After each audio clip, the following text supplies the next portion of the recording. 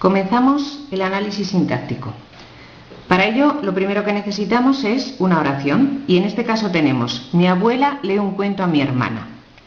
Es una oración porque las oraciones son unidades lingüísticas con significado o sentido completo. Y aquí claramente se está diciendo algo muy concreto y que todos entendemos. Mi abuela lee un cuento a mi hermana. Esta oración está formada concretamente por palabras. Y esas palabras se agrupan formando lo que llamamos unos sintagmas. Luego, yo en este caso puedo ver dos sintagmas fundamentales. Un sintagma que vamos a llamar sintagma verbal y que va a tener una función específica que se conoce con el nombre de predicado, y un sintagma nominal que tiene la función específica, en este caso, de sujeto. Luego podemos decir que la oración está formada por palabras y que esas palabras se agrupan en sintagmas. Concretamente nos fijamos en el sintagma verbal predicado, porque es el sintagma más importante. ¿Por qué es el sintagma más importante? Porque en el sintagma verbal predicado vamos a analizar concretamente esta palabra, que es un verbo, y que es la palabra más importante no solamente del sintagma verbal, sino también de la oración. Por ser la palabra más importante del sintagma verbal, recibe el nombre de núcleo. Es el núcleo del sintagma verbal predicado. Y también en el sintagma nominal sujeto tenemos la palabra más importante, que es concretamente abuela. Y por ser la palabra más importante abuela, también recibe el nombre de núcleo. Luego tenemos un núcleo en el sintagma verbal predicado y un núcleo en el sintagma nominal sujeto en este caso.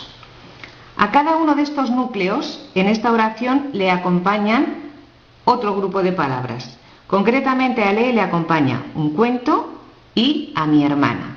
Tanto un cuento como a mi hermana son complementos de ese predicado que veremos más adelante qué función desempeñan. Y en el sintagma nominal sujeto, al núcleo abuela le acompaña también una palabra que es un determinante. Ese determinante, ¿qué va a hacer? ¿Qué función va a tener? Va a tener la función de presentar al nombre al que acompaña, en este caso, abuela. ¿Cómo vamos a diferenciar nosotros los núcleos de cada uno de los sintagmas? Muy fácil. Si yo transformo la palabra lee, que está en singular, y la transformamos en plural, tengo que decir leen. Si yo en vez de lee digo leen, forzosamente me obliga a modificar esta oración diciendo, en vez de mi abuela, mis abuelas. Luego este núcleo, si yo altero el núcleo del sintagma verbal predicado, es decir, el verbo, tengo que alterar forzosamente el núcleo del sintagma nominal sujeto. Y me quedaría una oración del tipo: mis abuelas leen un cuento a mi hermana, que sigue siendo una oración porque tiene sentido completo. ¿Qué podemos deducir de esto? Que el núcleo del predicado y el núcleo del sujeto tienen una función muy específica, que es la función de concordancia. Concordancia. ¿Y qué quiere decir esto de la concordancia? Quiere decir que el núcleo del sintagma verbal predicado y el núcleo del sintagma nominal sujeto tienen que estar en el mismo número y en la misma persona. Vamos pues a concluir.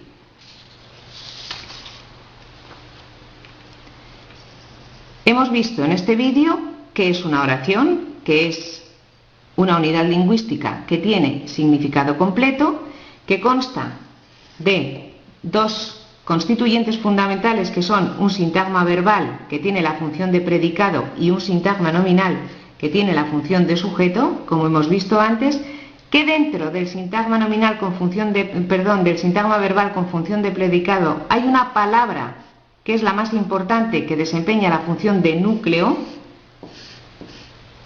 al igual que sucede con el sintagma nominal, donde hay una palabra que desempeña la función de núcleo, que puede estar acompañado o no de otros complementos.